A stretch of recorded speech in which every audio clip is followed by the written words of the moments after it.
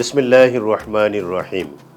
নাহমাদুহু ওয়া নুসাল্লি ওয়া নুসাল্লিমু আলা হাবিবিহিল কারীম, আম্মা বা'দ। সুপ্রিয় দর্শক শ্রোতা, আসসালামু আলাইকুম ওয়া রাহমাতুল্লাহ। প্রিয় দর্শক, দেশকাল নিউজের নিয়মিত আয়োজন রমজান প্রতিদিনের অনুষ্ঠান থেকে আপনাদের সকলকে সুস্বাগত জানাই।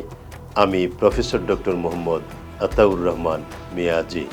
রমাদান মুবারক, রমাদান করিম।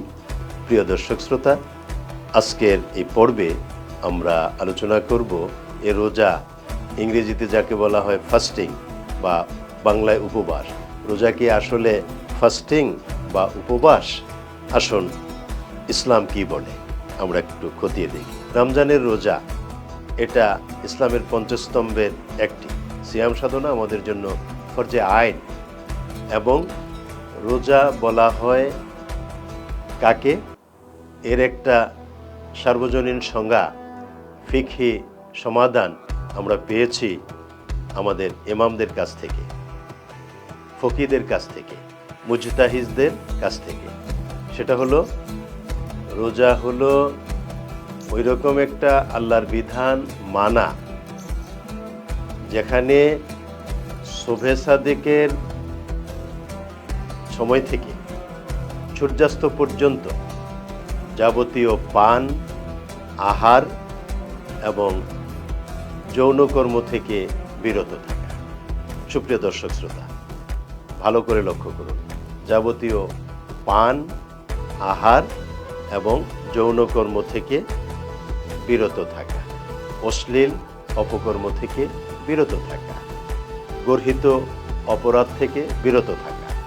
তাহলে ফাস্টিং বা উপবাস মানে হলো শুধু পান আহার করা যাবে না, খাওয়া যাবে না, পান করা যাবে না, এটা হলো উপবাস, ফাস্টিং। ইংরেজিতে রোজাকে এই অর্থে সারা পৃথিবীতেই মানুষ বলে ফাস্টিং, রোজা, আর বাংলায় বলে উপবাস। আসলে কি এই ফাস্টিং আর উপবাস রোজার সাথে সামঞ্জস্যপূর্ণ হলো? না, সুপ্রিয় দর্শক শ্রোতা, মোটেও না। রোজা, ফাস্টিং, উপবাস এটা ইসলাম ছাড়া অন্য ধর্মাবলম্বী লোকদের যে উপবাস ওইটার সমতুল্য।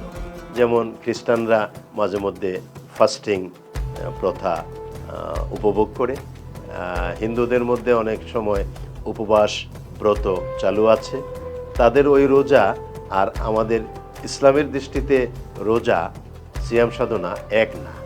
এটা শুধু উপবাস না, পান এবং আহার থেকে বিরত থাকলে উপবাস বলা যায়। কিন্তু এর সাথে সবচেয়ে গুরুত্বপূর্ণ যে বিষয়টা, যৌনাচার, অশ্লীল অন্যায় অপকর্ম সবগুলো থেকে মুক্ত থেকে পানাহার মুক্ত থাকা হলো রোজা।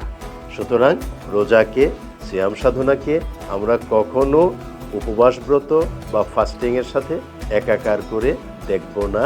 ইসলাম এটা মেনে নেয় না। আশা করি আমরা সকলে বিষয়টা বুঝতে পেরেছি। আল্লাহ রাব্বুল আলামিন এভাবে বোঝার এবং পথ চলার তৌফিক আমাদেরকে দান করুন। আমিন। আসসালামু আলাইকুম ওয়া রাহমাতুল্লাহ।